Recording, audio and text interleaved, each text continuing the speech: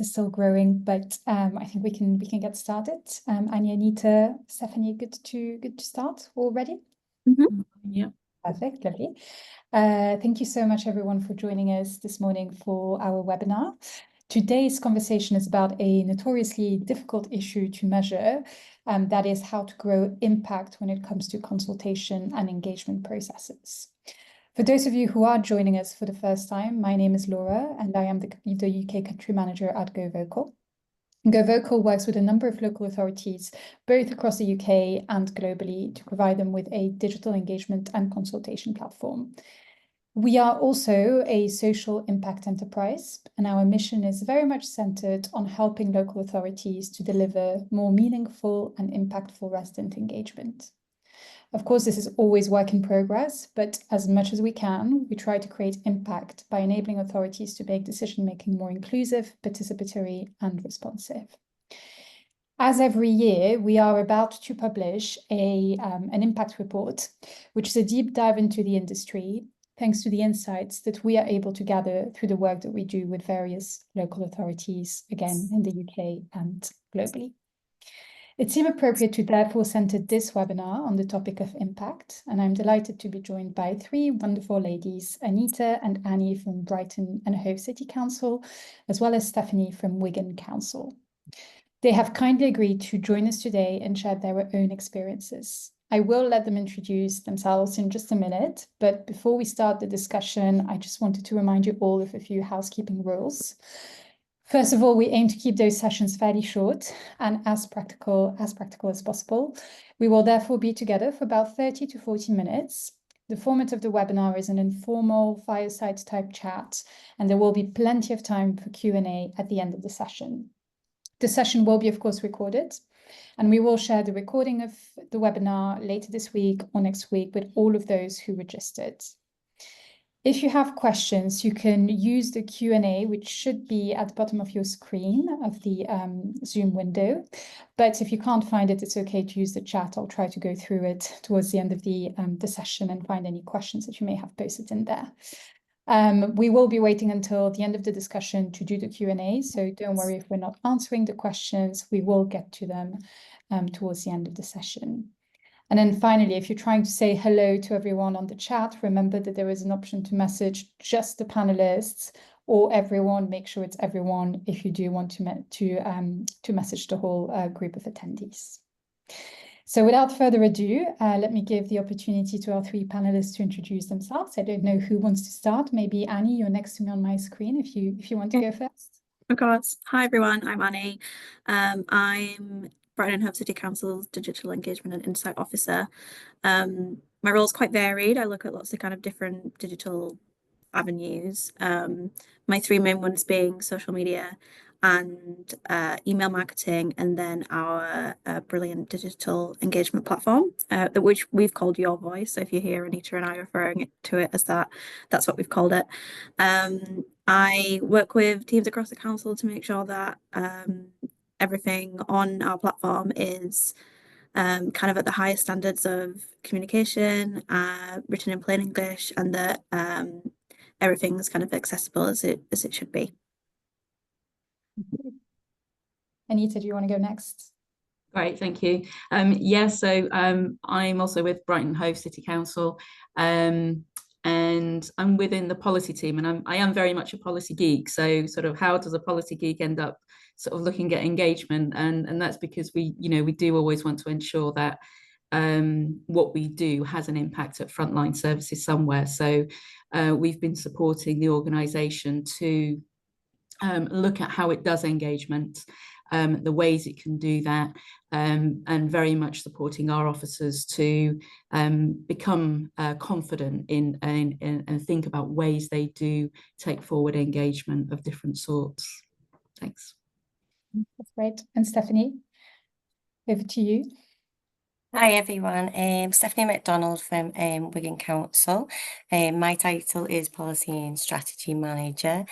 I've worked in local government for about 25 years, ranging loads of different roles: community development, change management and policy. I've worked at Wigan Council for 5 years now, and part of my job is sort of like one of the leads on community engagement from a policy perspective. And I've been linked to some of the transformation that we've done on how we engage with our communities, such as developing our new borough strategy, commissioning the new online platform from Go Vocal, and I also manage some fantastic networks, which is a great engagement space, such as the Quality, Diversity, Inclusion Steering Group and the Interfaith Network. Amazing. Thank you so much. Such a wealth of experience from the three of you. And I'm personally very excited to hear what you have to share with us in terms of measuring impact when it comes to consultation and engagements. So maybe just to kind of kick off our conversation and to set the scene, would you mind telling us a little bit more about how resident engagement is managed at the council? That is, what kind of processes have you put in place in order to streamline engagement and consultation? I don't know who wants to start. Annie, Anita, I'll let you kind of decide who wants to answer the question for Brighton, and then maybe Stefanie can go next. Yeah, sure. I'm happy to kick off. And so it has been a journey for us in terms of how the council has been taking forward resident engagement. And as with many councils, we also aim to be a listening council, and we want that to be as authentic and as genuine as possible. And we recognise that whilst the majority of our activity is digitally based on Your Voice or the Go Vocal platform, we also know that the value of that, that it has helped us to increase our reach, but we also value that in-person engagement. And so, for example, we are a large social landlord, so our community engagement team very much focuses on that in-person engagement. So whilst the majority of activity may be digital, we do hold the importance of combining both in-person and digital activities, and then some direct activities with some of our key communities as well. Maybe I'll talk a little bit later on about how we've supported all of our officers to access the processes and information that we have. But in general, that's how we manage it. That's our approach. Perfect. Anya, is there anything you wanted to add to that? Yeah, I guess to kind of streamline that process, so engagement's kind of the responsibility of it is shared across services across the whole council, and we were looking at ways to kind of make sure that we still had a central hub, which was lots of services working together to make sure that we were doing it right and doing it in the best way. So with Your Voice, our platform, we kind of pulled together a network of champions from different services, and we have this group that meets regularly to kind of share insight on how we're doing, best practice, and it's just like a really good learning opportunity for everybody to kind of have this central group that can share those insights. And as part of that, we have this kind of master plan that we all kind of contribute to keep an eye on what's coming up. And then it's great for me from a comms perspective, because I can kind of have a look at what big things are coming, what might be controversial, what we can move around so that things have the space to breathe if there is something kind of bigger, if we can move them around. So it just means that we have that really kind of combined one council approach to engagement.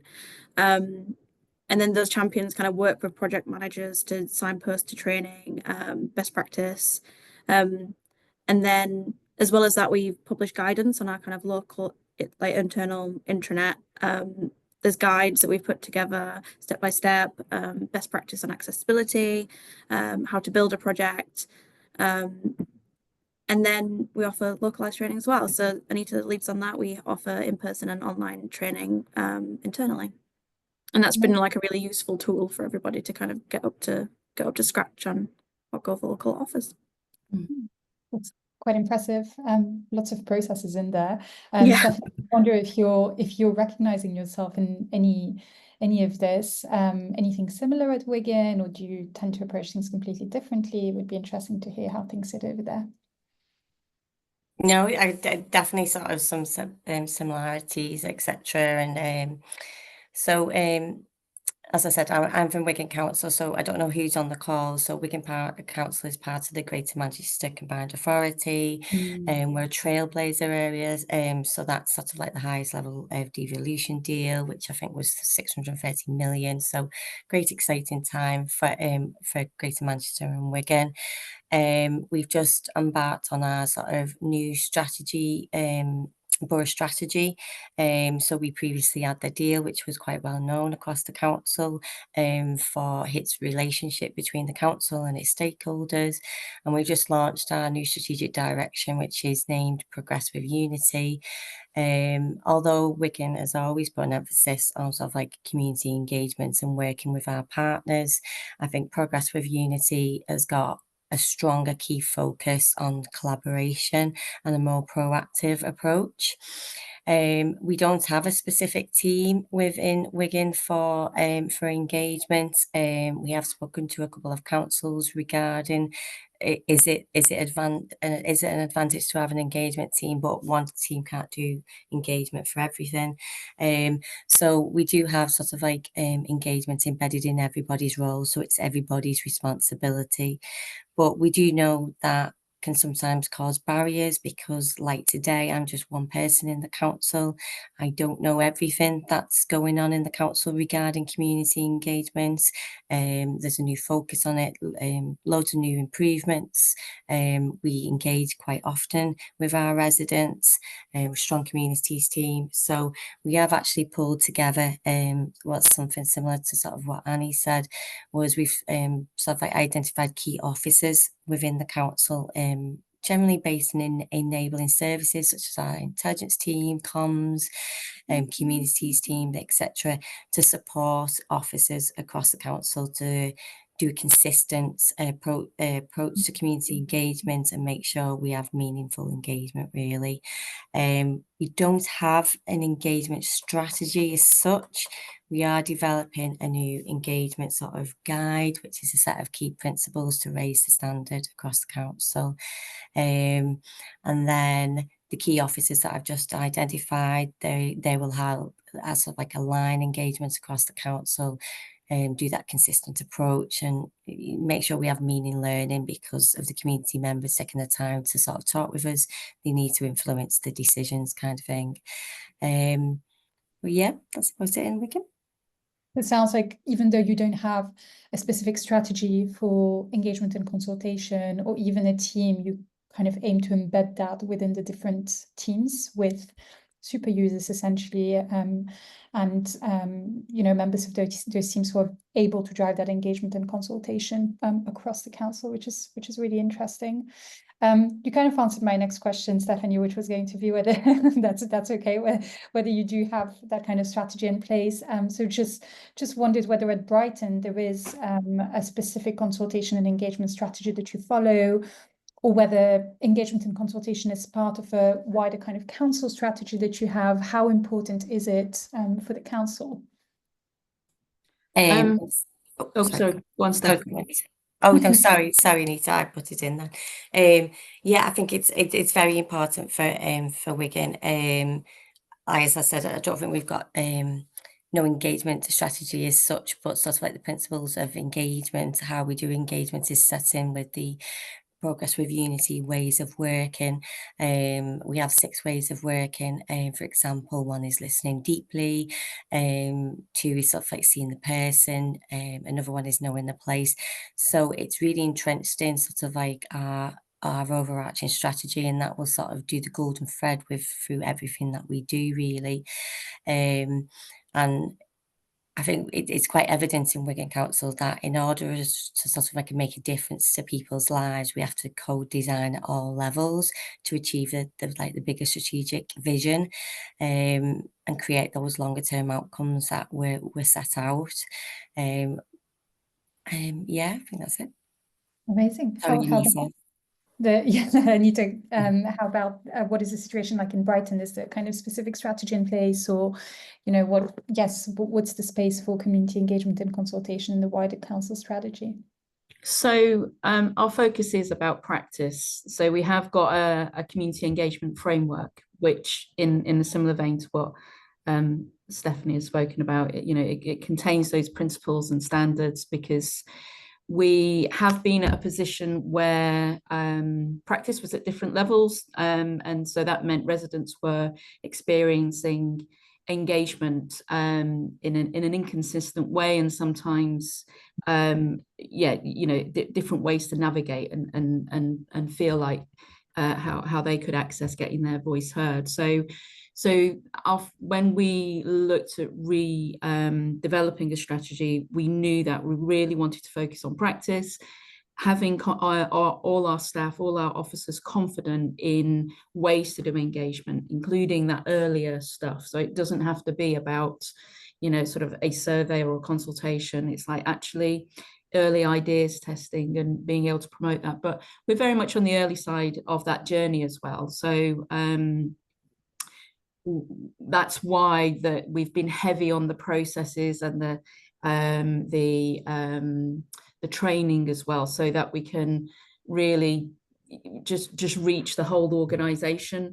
We've got several thousand staff, so all staff have got a role, whether directly or indirectly, impacting sort of what happens for our residents. And interestingly, Wigan is a place where we look to learn from. So the devolution programme, Brighton Hove, has been placed on the priority programme. Well, Sussex has, sorry, I'm thinking Brighton Hove, but actually it's Sussex. Sussex are on the priority programme for devolution, and 100% the potential opportunities to work with our communities, to collaborate, it's potentially, opening up so much more of a breadth of what we could do. So I'm pleased that we're in a position where we're becoming more confident about where practice standards are at, so that then when we come to take these further opportunities from devolution, we'll be in a better, stronger place, I think.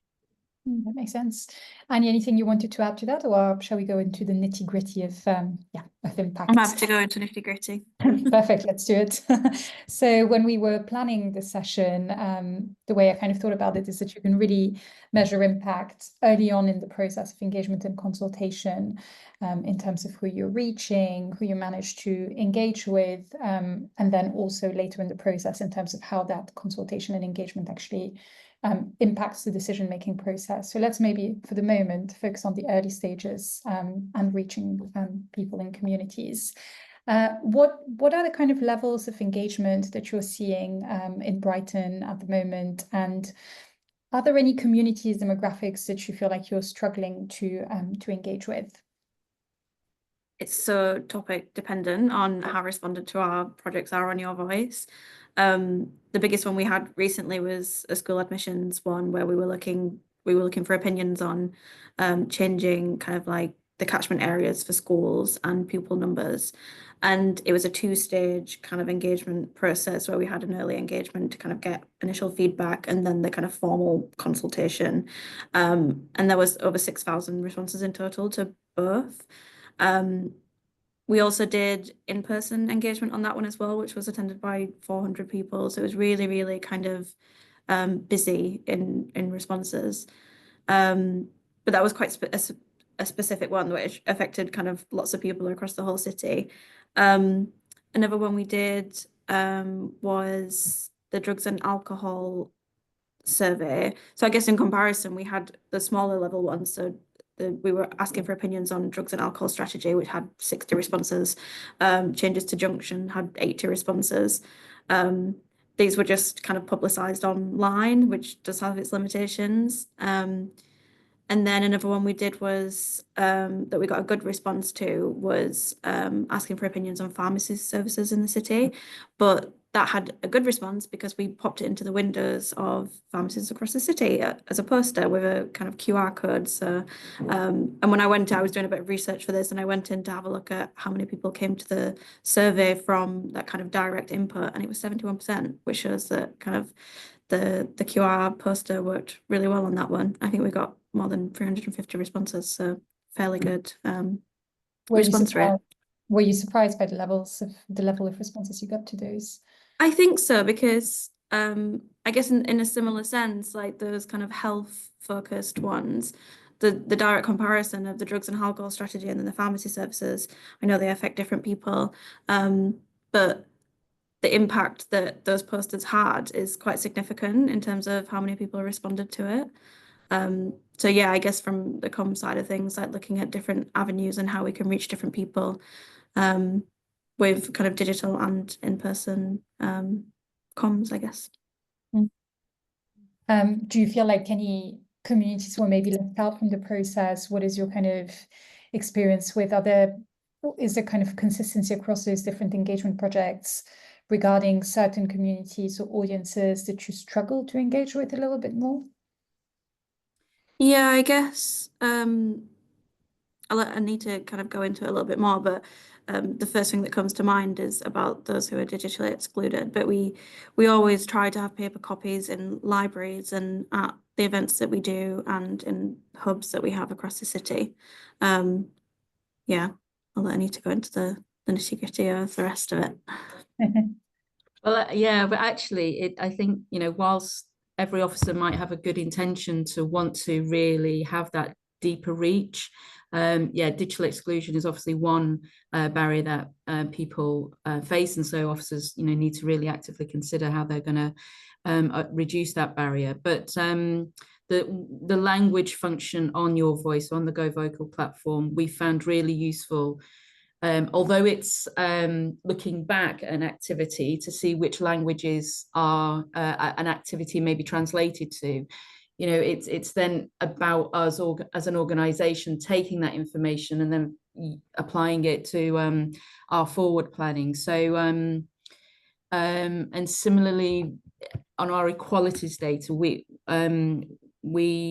are getting better as an organisation to consistently ask the same questions. We have different standards of equalities questions, and we're due to analyse that to again get a sense of it. So we're quite early in that process, but we believe that we've grown the data to give us a better insight, which is going to be useful for us.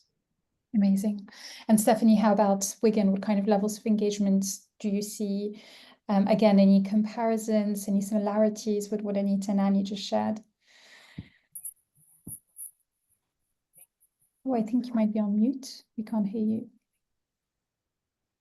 Can you hear me? Yes. Yes. Yeah. Great. Yes.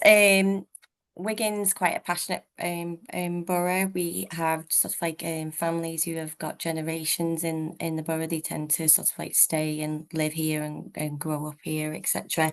So they're very passionate about sort of like their local communities, etc. We've got a really sort of like invested third sector that works really closely with our sort of our communities teams. So we do sort of have that good level of engagement. As agreed with Annie, it depends what the subject is, whether it sort of sparks an interest within somebody for them to get involved. For example, we had an engagement project for a £32 million train station, and that was promoted by the City Region Mayor, Andy Burnham. We received over 3,000 submissions on that, just on the online as well. Which is about 1% of our population, but 13% of the population of that is sort of like the area surrounding the new train station. But generally we sort of get about sort of like between 1,800 to 2,000 to 2,500 responses to each engagement. Our population is about 340,000 residents. We do have sort of the focus of it's not about the number, it's about the quality of sort of like the input, really. The borough is not as diverse as some other areas. We do recognise that we sometimes have underrepresentation from minority groups within engagement, and so there's a big sort of push and focus for having inclusive, ensuring all our engagement is inclusive and boosting engagement participation from often unheard residents and individuals within the borough. Yeah, and you mentioned QR codes. Any kind of methods, tools that have worked well for you, Stefanie, and Wigan, in terms of reaching more people, boosting numbers of engagement? Anything you can think of that you may want to share? Yeah, most definitely. I mean, just a simple sort of poster. I mean, that was the sort of like Goulburn train station posters around sort of local communities where people are walking past. You know, it's simple, but it really does work. But what we've sort of seen as a desire for, and it's really successful, is sort of like communities hosting conversations on behalf of sort of like what we're engaging. So these are sort of like community leaders who have got those trusted relationships with community members, etc. So, for example, we've just done a large year-long engagement project called All Different, All Equal, which is to co-design our new approach for equality. Rather than us running that ourselves, the EDI steering group, Equality, Diversity, Inclusion Steering Group, which is public sector and the third sector partnership, they designed the engagement from the very first step on designing the engagement plan right to the end of analysing the results and sort of like coming up with the end product, etc. We actually commissioned 2 independent facilitators, which happened to, we did that through a competitive bid through the chest. That happened to be 2 community groups within our own borough who's done it. So they was fantastic because they had those relationships within the borough. So we actually had a boosted representation from them unheard groups I mentioned. As part of sort of like the Progress with Unity, which is the borough strategy work, a community connections group was set up, which was sort of like a group of community leaders.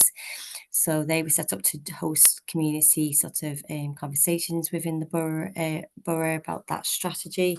That went so well. They heavily influenced the strategy, what came out in the strategy, but that is actually still running today. So it's gone past the impact of the engagement, and it's actually sort of created a bit more community power because they will hold that Progress with Unity into account, making sure that the missions are still fit for purpose and that we're making progress.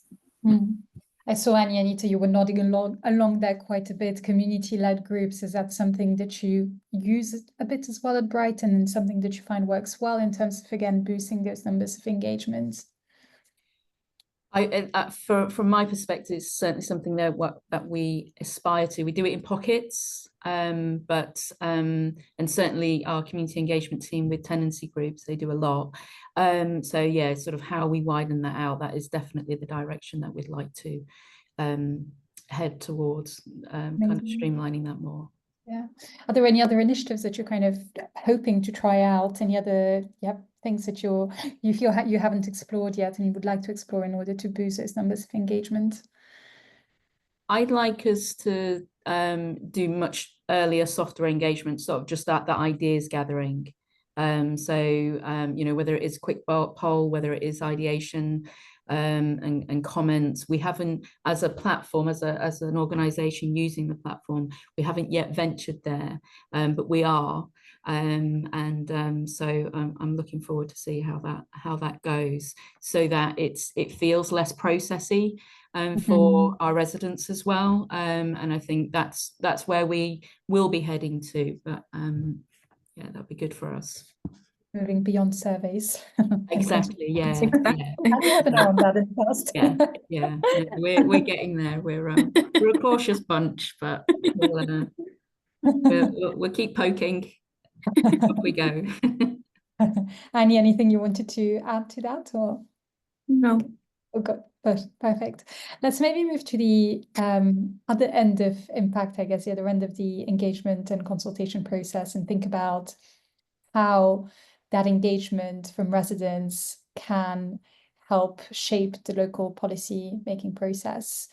I wonder if you have something kind of set in stone, set in place in terms of incorporating resident input in the decision-making process. I don't know who wants to go first on this one. I'm happy to go. Go ahead. So I guess an example of this is that we ran a consultation where we asked residents what they thought about, there was 2 options basically for a new leisure centre in the city, and we the first option was to kind of demolish where it is now and rebuild in the same spot, or move it out further west. And so to keep it where it was, we had 3,600 responses, and 70% of people wanted to keep it where it was. So it was a resounding, let's keep it where it is. We don't want to move it. And a report went to Cabinet with that recommendation to keep it where it was, and that was agreed by our councillors. So direct feedback from the consultation informed a decision that was made. So yeah, just a really positive example of it, I think. Yeah, indeed. And Stefanie, you mentioned that you tend to have thousands of responses to consultations. How about you? Do you have some kind of process in place through which you make sure that resident input is incorporated in that decision-making process? I don't think we have a set process as yet, but that's something that we want to sort of we have been communicating sort of like the, closing the sort of community cycle, for example. So it's like sort of sort of feeding back what we said, what we heard, how we sort of analyze that into the end product. What does that mean? How your voice has made an impact on sort of like the end decision, etc. A couple of community leaders who was working on the community connections groups actually told me that what they think is important is showing the thread between those beginning conversations to the end product, so they understand what they said and how they influence that end product, to sort of like be open and transparent, really, of sort of how we've listened and how we've sort of like acted on that, really. So I think that's very evident in our work going forward, and we'll hope to pick that up in stuff like that community engagement guide that we're just currently developing, and within the ways of working from the Progress with Unity. I think sort of when we commissioned sort of like the Go Vocal online platform, that was a key benefit that we wanted to achieve, was having sort of like that, closing that engagement cycle. So the phases of that of your sort of like of your platform is really useful to have that information all in one place. When we engage, we always do online with face-to-face as well. We never just generally do online only, but we try to sort of put that information on the platform so people can sort of go back and see sort of like the history of the conversations and see how that's matured into the end decision. I think on an individual program project basis, we've seen sort of a big improvement on that. We've had the platform for about about coming up to 2 years now, so we've seen some real improvements on that, so that's really good. Yeah, I mean, I think stuff like making the impact towards the end, I mean, we're working with the third sector to sort of develop a dispersed leadership model. My community sort of a development manager would know more about it, so if anybody's interested in that, please contact me and I'll link you up. But sort of like sort of empowering the community, making sure that they've got those sort of those resources and power to make change. And then we're actually developing a new impact assessment tool, which is integrated with the equality impact assessments that we all have to do, that we should do, should I say. So yeah, and that impact tool has to be informed by resident insights. So that's sort of like a clear sort of like evidence document of that thread that I mentioned earlier. Yeah. Amazing. So much information. The three of you have shared so many examples already, but I'm wondering if there's one project that you wanted to share with the audience where you feel like you created positive impact for the local community, and what did it look like, both in terms of running it, so the process, but also the results. What made that project so impactful? I can offer something on that. So Brighton Hove, Brighton's internationally renowned for its annual Pride Festival, very big event for the city. But for those of you who haven't visited Brighton Hove before, we're actually quite a squished up bunch. We're kind of blocked in by the sea, and then we've got South Down. So our use of outdoor space can be quite challenging. So our events team, did a digital engagement piece for those communities immediately impacted by the Pride event. So it kind of moves around the city. And I think what I'm seeing from that team is how they're wanting to really integrate that engagement as an ongoing conversation with those communities directly. So having some community-based meetings so that there's a better understanding of how that valuable outdoors public space is being utilised, how they're impacted as very close by residents, and then also replicating that then for elsewhere in the city in terms of how other outdoor spaces are used, whether it's the beach, whether it's some of our main parks, because yeah, for those who don't know, we've actually got a lot of green space as well. So if you come down to Brighton and head to the beach, you can also head a little bit northwards and go to the green space. So I think what I'm seeing is that growth of how different teams are really thinking about their residents impacted by, you know, what they're facilitating and how they're engaging them better. So that started with the Pride event, but I can see it's growing for other ideas as well. That makes sense. It does. How about Wigan, Stefanie, a project that you feel has been particularly impactful? What do you think made it so good in terms of impact? I think I've mentioned too earlier on sort of like the Progress with Unity strategy, sort of like involving the community quite heavily and all different, all equal. They were really good projects, sort of giving the power to communities to sort of like host those conversations and truly sort of code, you know, meaningful co-design, etc. So sort of like we've took the learning from those two projects and put that in sort of like a collaborative learning document, and it's about sort of rolling that out across the council, so we can do that more consistently. Another example that I'm aware of is sort of like Pennington Flash in nature reserve, so it's quite a large area. Was developing sort of like a new play area, for example. So the team actually started the engagement really early on, sort of like the specification that was to go on to sort of people to tender to sort of like to design and sort of build the play design development area.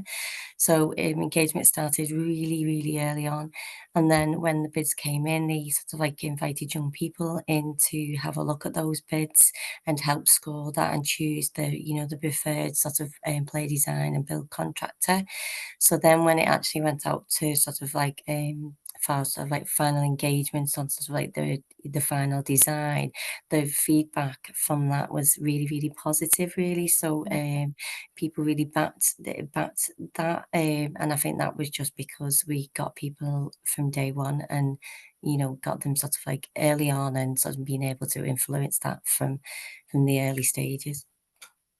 I'd love to be able to keep you all for another 45 minutes to ask quite a few follow-up questions, but I should probably give the opportunity to our audience to do that. So just before we wrap up, maybe a very quick kind of final question to wrap up the discussion. And it's a bit of a magic wand kind of question. If you could wish for anything, whether it's a tool, more support, more resources, that you feel would help you deliver more impactful projects, what would that be? Definitely more resources, that magic tree, always handful.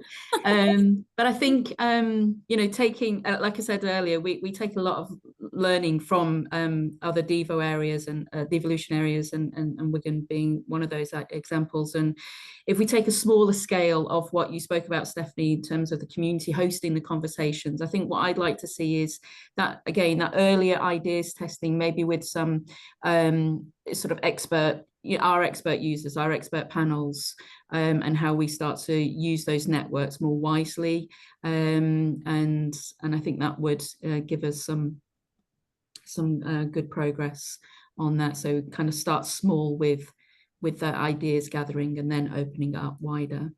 And I think that's also important for, you know, in terms of democratic process as well. That actually, you know, we're using those existing networks, those existing user expert panels, to see how they're feeding in directly. Annie, anything you wanted to add? just to kind of say again, more resources, would love more budget to kind of from like the social media side of things, would love more budget to do kind of targeted ad campaigns to reach those people we're not currently reaching digitally. Yeah, would love That that. makes sense. How about you, Stefanie? It's something similar. I said more time, because just engagement just takes a lot of time to do it right. And we've seen sort of like the current pressures of, you know, local authority staff doing multiple roles and reduced budgets, that can be sort of like a little bit different. So more time would be great, to ensure that engagement's meaningful and makes an impact on those decisions. I think AI is fantastic, sort of like the AI element, because we do love an open question in Wigan, giving freedom, rather than sort of closed questions. So when you sort of get sort of like 3,000, 4,000 responses, you know, and you've got sort of like 12 open text boxes, obviously that takes a lot of time. So we've been piloting the AI sort of analysis on that, so we can respond quicker back to residents of sort of like what's heard, and it can influence like ongoing conversations, etc. So that's been really useful. But also I think creative support like this today, I think I can easily say I'm not an expert in engagement. I think Wigan always know that we can improve on how we engage with our community. I don't think everybody's got it perfectly right. So sort of like forums like this where we can share ideas, and sort of like spark sort of like creative ideas is fantastic. Yeah. Amazing. Thank you so much. Thank you so much to the three of you. And as you're talking about forum, time to move to the questions. We don't have a huge amount of time, so I'll try to read a few out, and then the rest we'll try to get back to you via email. I've got a question from Stefanie at Falkirk in Scotland, who says that they recently updated their engagement strategy, and they're looking to roll this out to all staff via training. It would be interesting to hear how you are doing this. I think, Anita, maybe you spoke a little bit about training. Wondering if you have any words of wisdom to share with Stefanie on training staff. I think first of all, Annie spoke about the master plan. So in all of our lead up to the commissioning of Go Vocal, it was really a case of really having a clear understanding about which teams do what type of engagement, both in terms of the volume and the nature of that engagement, and targeting those first. So rather than thinking that we want the whole organization, it's like actually target the ones who are most active first of all, with those additional resources available as open access for all officers. So that's kind of like been our plan. There has been a plan behind it, because actual in-person training does take a lot of time and resource. So we just have to use that well, and ensure that we get in the people that need to engage first. Amazing. Hopefully that was helpful, Stefanie. But Anita, Annie, Stefanie, if you're happy, I can share your email addresses with the attendees as well. And because I can see that a couple of people have questions about the framework and training. So I think, Anita, you can expect a few emails about with questions. Lou is asking, do your champion groups help you to make sure you're not over consulting the communities? And how much are you able to share insights that come up from one engagement with other relevant teams? I don't know who would like to take this one up. Stefanie, I think you talked a little bit about champion groups and community groups. Yeah, I can come in. I think it's something that we sort of hear that's sort of like, and I think that's sort of like back to sort of coordinating your community engagement as a whole as a council rather than sort of like directorates and services. So it's about sort of holding that engagement in one place, knowing sort of like what you're engaging on and when. So that it's actually an area that we're sort of trying to improve ourselves. So yeah, so I've not got a magic wand really for that. I mean, the community leaders obviously help us with that, but I think it's sort of creating that sort of one central place of and understanding when we're going out, and also communicating sort of like asking yourself a question of, you, for example, you want to go out to engage, but do you really need to, or have you asked that question 2 months ago? And just be transparent and go out and sort of say, we've used insight from this previous conversation, and it's influenced this as well as that kind of thing. So it's just been about open and transparent, and having a question is, do we really need to go out again? As rather than it just being sort of like a tick box process. In the process. And as a follow-up, someone is asking, Christy is asking whether you pay your community connectors. So are there any kind of incentives that you have in place, maybe, you know, even if not monetary, anything you can share in terms of tips for that to incentivize community members? We have started to look at that. We did with the All Different and All Equal, we did actually fund community groups to host the conversations. That was a contribution of £50 to cover expenses. That went really well. I think sort of like ensuring sort of like you value the time and expertise of those community groups. We have our community team are sort of working on sort of like a set process or sort of like a policy on sort of like payment for community engagement, but I mean that's very in its early stage. But as of yet, we don't have a set format, but we have started to move to the sort of like covering expenses, etc. Great.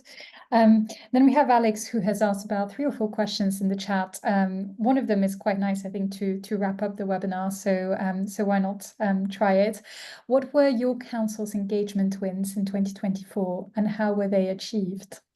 Quite a big question. I think for me, what comes to my mind is not about a specific project, but actually how well we've brought together comms and the channels that Annie manages, and engagement, and really just sort of bringing the organisation together sort of as that one council.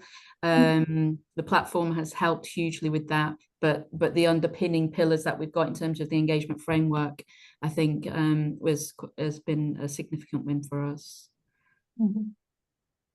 Stefanie, any big win on your side that you wanted to share back on?